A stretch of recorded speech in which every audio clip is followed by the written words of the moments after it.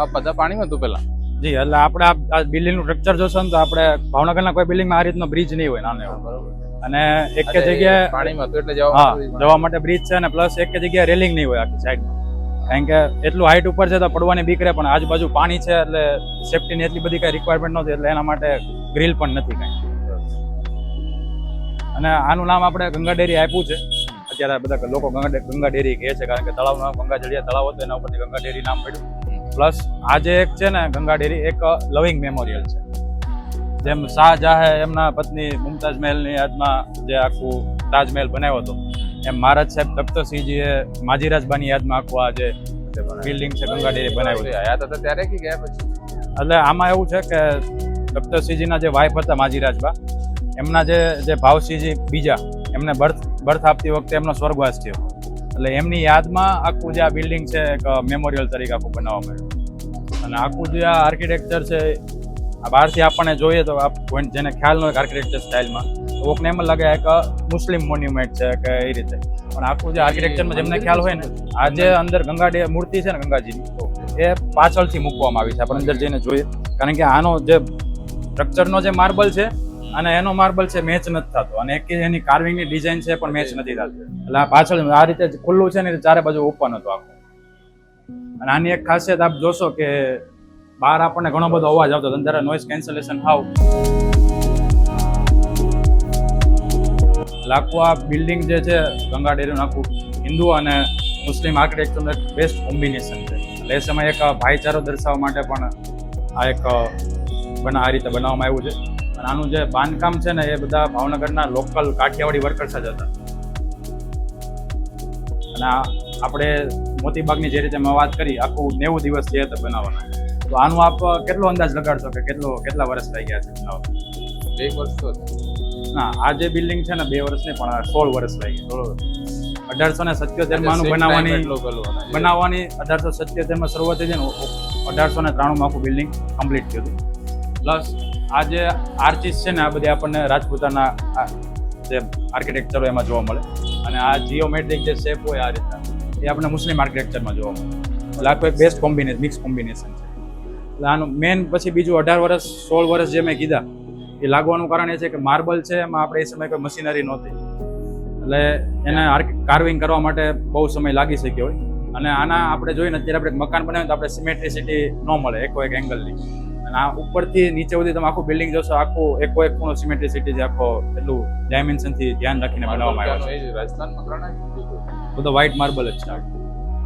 અને પ્લસ બધા માર્બલમાં જે જાળી બનાવી છે બધામાં અલગ અલગ ડિઝાઇન છે, અને બધામાં જાળીમાં ભાવનગર સ્ટેટનો સિમ્બોલ કાર્વિંગ કરવામાં આવ્યો છે. જાળીમાં? જી હા.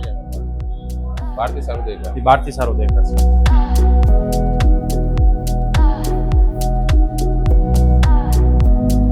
આખો ભાવનગર સ્ટેટનો સિમ્બોલ છે. આપને સિંહ લાગે છે કે શું લાગે?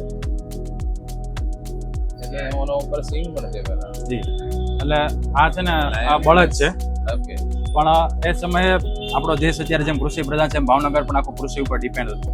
તો બળદ છે આપણી જીવાદોરી જે આર્થિક જે જીડીપી છે ભાવનગરની જે તે સમયે એને એક વધારવા માટેનું એક આમ કહેવાય કે માધ્યમ ગણી શકાય. તો બળદ જે એને સિંહ જેવી તાકાતવાળા દર્શાવ્યા એટલે પાવરફુલ.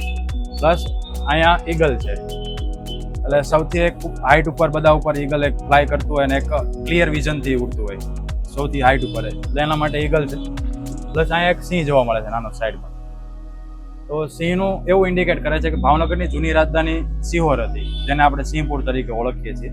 તો એ જે સિંહ છે એ સમયે સિહોરની આજુબાજુના વિસ્તારમાં જોવા મળતા, તો એના કારણે અહીંયા આમાં સિંહ રાખ્યો છે સિમ્બોલમાં. પ્લસ ઉપર અહીંયા નાની એવી શીપ છે. શું છે? બોટ. શીપ. ઓકે. તો એ ઇન્ડિકેટ કરે છે કે ભાવનગર એ સમયે એક બંદર હતું, અને આજની તારીખમાં પણ એક બંદર તરીકે કાર્યરત છે. જેમ કે અલંગ છે, પછી આપણે જૂના બંદર રિસાયકલિંગ યાર્ડ ને બધા છે. તો એના કારણે બોટ એક ત્યાં રાખવામાં આવી છે. અને ભાવનગર સ્ટેટનો અહીંયા એક મોટો છે, મનુષ્ય યત્ન ઈશ્વર કૃપા. એ રીતે ઈશ્વર કૃપા એટલે માણસે હા ઈશ્વર કી કૃપા. હા, મતલબ કોઈ પણ પરિણામની આશા રાખ્યા વગર માણસે ખાલી પ્રયત્ન કરવાનો રહે, એ રીતે તો કામ થઈ જશે ને. અત્યારે એને મેન્ટેન સાફ સફાઈ કોણ કરે? અત્યારે આ જે બિલ્ડિંગ છે આખું એ અંડર એએસઆઈ છે. ઓકે. આર્કિયોલોજીકલ સર્વે ઓફ ઇન્ડિયાના અંદરમાં આખું આ જે મોન્યુમેન્ટ છે આવે, પણ એવું કહેવાય કે ગુજરાતમાં માત્ર 2 થી 3 4 અધિકારીઓ છે ASI ના, અને મોન્યુમેન્ટ એમની પાસે ઘણા છે, એટલે અહીંયા કોઈ મેન્ટેનન્સ ને એ બધું નથી થતું. અને ઘણા સમય પહેલા જાળીવાળી પહેલાથી જ નથી એમ? નહીં, પહેલેથી નથી. આપ જોઈ શકો એક જગ્યાએ જોઈન્ટ નથી. આમાં અત્યારે એક મેઇન પ્રોબ્લેમ એ છે કે ચોમાસાના ટાઈમમાં ઘણીવાર વેજીટેશન થઈ જાય છે, જેથી આપ જો તો આ માર્બલને થોડું ઘણું નુકસાન થાય. એમાં આપણે પોતે જાતે કાંઈ નથી કરી શકતા, કારણ કે એ સેન્ડર છે ને, એટલે કે એમાં ઉપર ઝાડું ઉગી હોય આપણે ખેંચવી તો આપણે ટર્ન કરવો પડે. એ રીતનું આખું ઓટોમેટિક કોલેપ્સ થઈ જાય તો એ દિક્કત નથી. આરામથી જોજો ભાઈ, જી. ધ્યાન રાખજો. એટલે આપ જોશો કે આ બિલ્ડિંગ અત્યારે તો ઘણું બધું ઓલું થઈ ગયું છે, પણ જ્યારે બનાવ્યું હશે એ સમયે જે પૂર્ણિમાની રાત હોય ને આખો વ્હાઇટ માર્બલનો જે પ્રકાશ પાણીમાં જે પ્રતિબિંબ પડતો હોય, એ જોવાનો નજારો જ આખો અલગ હોય. આ દિવાળી વાળી કેટલા વર્ષ પહેલા બાંધી? ત્યાં દિવાલ તો પેલા નાની હતી, આજે સાઈડમાં એમ કહીને જે માર્કેટ છે પછી બધું જેમ નાનું કરતા ત્યારથી તે તળાવ એક સાઈડ આખું થઈ ગયું છે. નહીં, ખરેખર તો એને ત્યાંથી રાખવાનું હા, હતું. ત્યાંથી જ પાણી આવે તો એકલું અજર જી. લખવું હોય એનો. હા, અને આને નીચે પણ રાખી શક્યો હોત, ભલે જી, પેલો હા. બનાવ્યો પણ નહીં. નીચેથી પણ રાખી શકે. આ જે સ્ટ્રક્ચર છે પછી જે ફુવારાનું સાઈડમાં ગોઠવે છે એ પણ બધું પાછળથી આ બનાવે.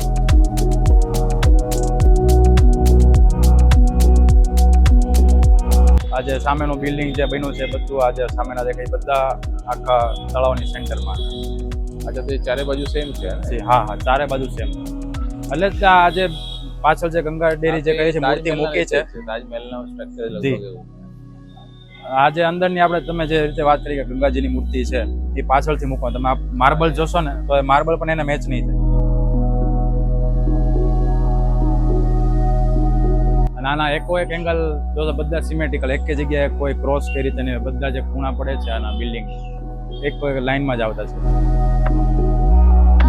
અને આખું સ્ટ્રક્ચર એ રીતે કરવાનું ચોમાસામાં કોઈ પાણી જે છે એક જગ્યાએ ભરાઈ ન રહે ને ડાયરેક્ટ પાણી ઉપરથી નીચે સુધી પહોંચી જાય. આખું જે maintain હા. થાય ને. હવે કેટલી વર્ષ આની લાઈફ કેટલી થઈ ગઈ લાગે? આના 1877 બનવાનું શરૂ કર્યું હતું અને 1893 બનીને કમ્પ્લીટ થયું. એટલે આપણે 130 140 વર્ષ ને? 130 140 એક વર્ષ જેવું.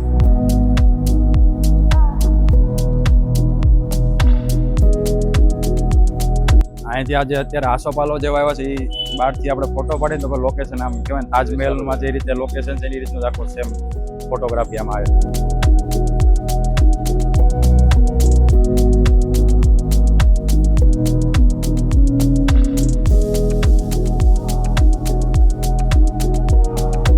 તો પણ ઘણા વર્ષથી સારું છે ને મેન્ટેન અત્યારે થોડું એટલું છે. બાકી પહેલા અહીંયા લોકો દારૂ પીને અને જુગાર રમતા ને બધું થતું, એ બધું અત્યારે બંધ થઈ ગયું. મને લાગે પાણી સાંજે પાણી આવતું હતું ત્યાં પહેલા. હા હા, જી જી.